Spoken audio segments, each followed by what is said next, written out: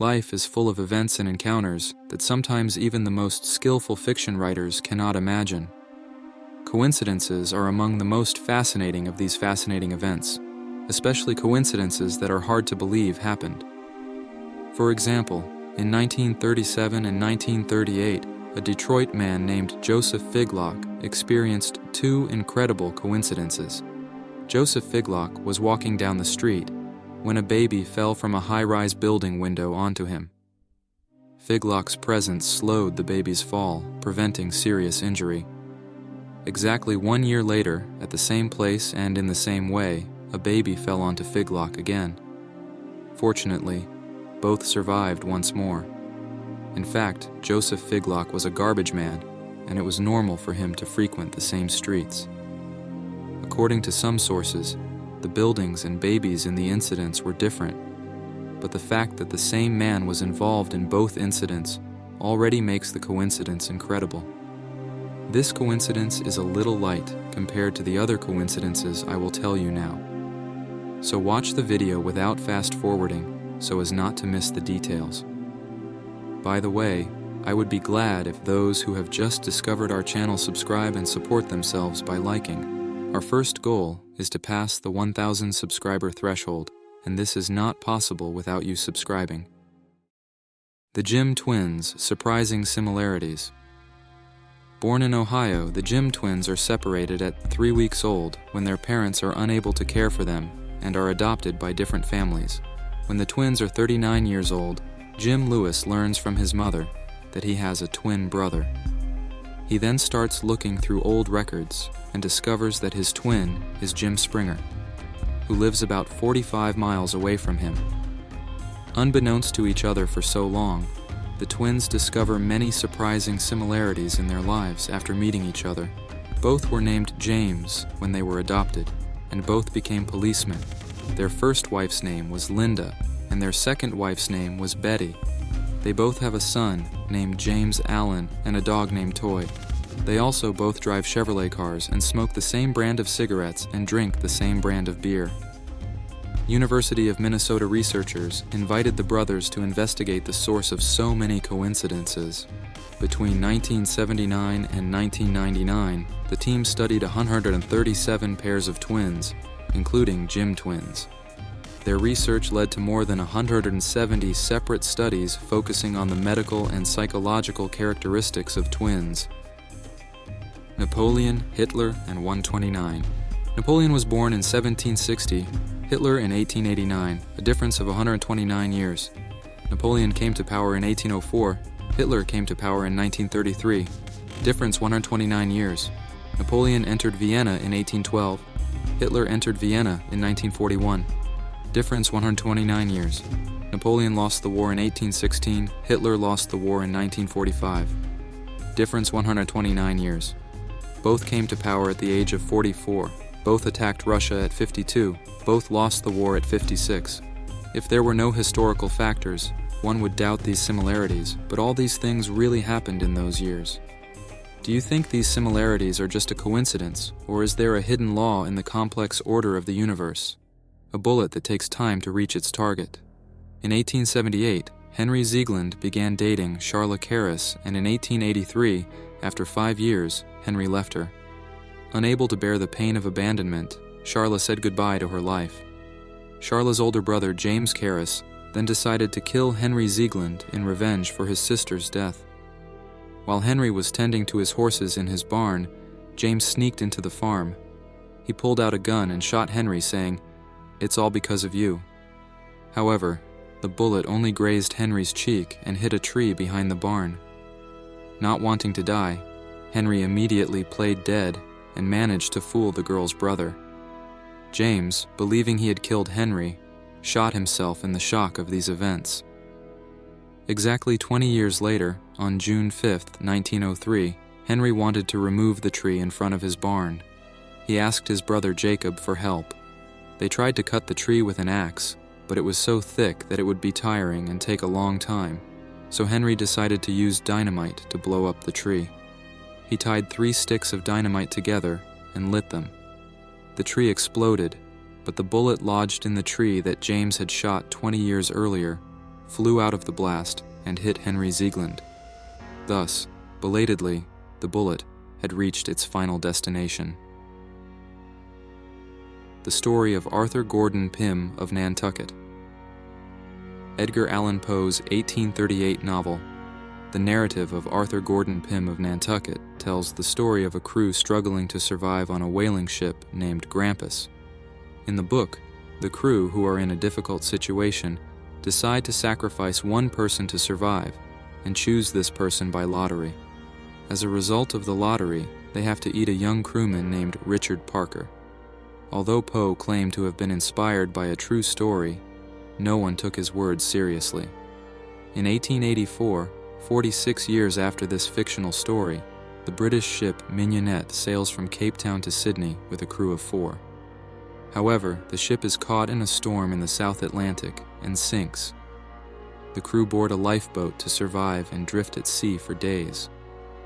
Struggling with hunger and thirst, the crew is eventually forced to sacrifice and eat 17-year-old Richard Parker, the youngest crewman among them. This tragic event bears a striking resemblance to the situation Poe fictionalized in his novel. When the case is brought to court, the crew members confess their hardships and their survival instincts. The similarity between Poe's fictionalized event and this real-life tragic event surprised many and led to much speculation about the impossibility of coincidence. Do you think Edgar Allan inadvertently witnessed a future event? The novel Titan and the Titanic. Born in 1861, Morgan Robertson worked in several professions, including seafaring, during his youth. Later, he decided to leave his job and become a writer. He managed to earn enough money from his early writings to make him happy. In 1897, Robertson began working on a new maritime novel, laying the groundwork for an incredible coincidence. He titled his book The Wreck of the Titan, and in this novel, written 14 years before the sinking of the Titanic, Robertson seemed to predict the fate of the Titanic. Here are the frightening similarities between the Titan and the Titanic. One of the most commonly heard phrases about the Titanic is that it was considered unsinkable. Interestingly, the same was said about Robertson's fictional ship, the Titan. The Titanic was traveling from Southampton, England, to New York, USA. Strangely, 14 years earlier, the Titan was also traveling from Southampton, England, to New York, USA. Both ships traveled the same route and sank in similar manners at nearly the same times.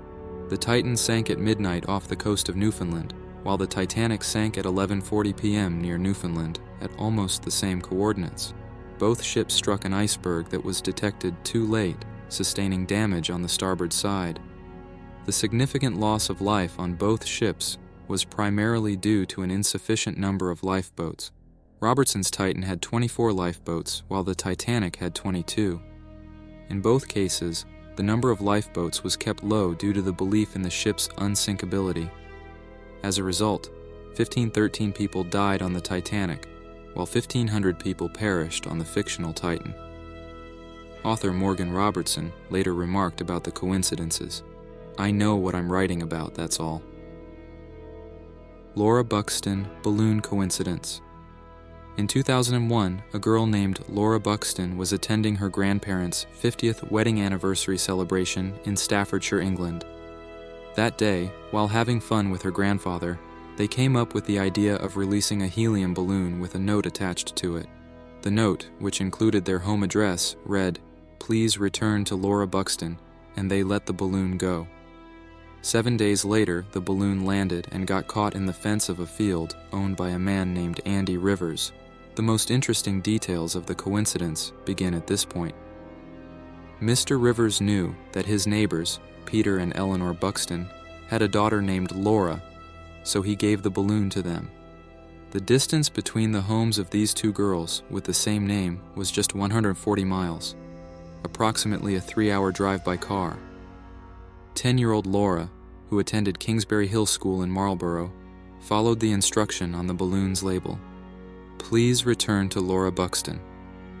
The girls first communicated by phone, and realizing they shared more than just a name, decided to meet face to face. The two Lauras were nearly the same age. One was 10 years old, and the other would turn 10 in a few months. Both were only children, had the same weight, and were of the same height for their age. Even their eye and hair colors were the same. While preparing for their meeting, they unknowingly chose similar outfits, jeans and pink cardigans. Additionally, both had a 3-year-old black Labrador dog and a gray rabbit as pets. This event, which makes one question whether it was destiny or an incredible coincidence, truly happened and has been documented by various sources.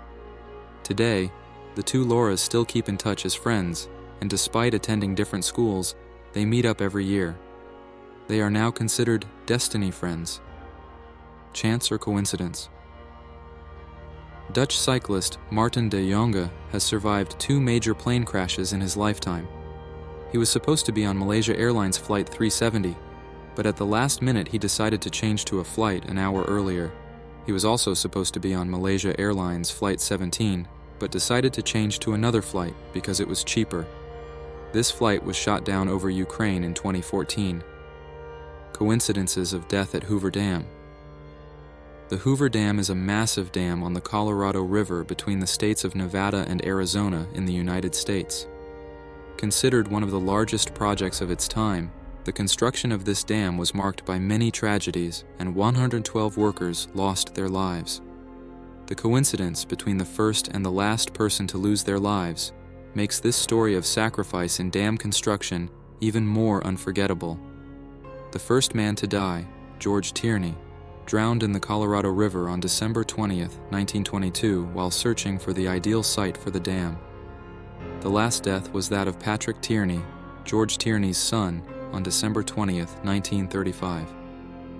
Yes, a very interesting coincidence considering 112 deaths. Coincidences can be seen as the unexpected occurrence of low-probability events, but over a large period of time or in a large community of people, such events are inevitable. People make them more significant and meaningful by attributing meaning to them and looking for connections.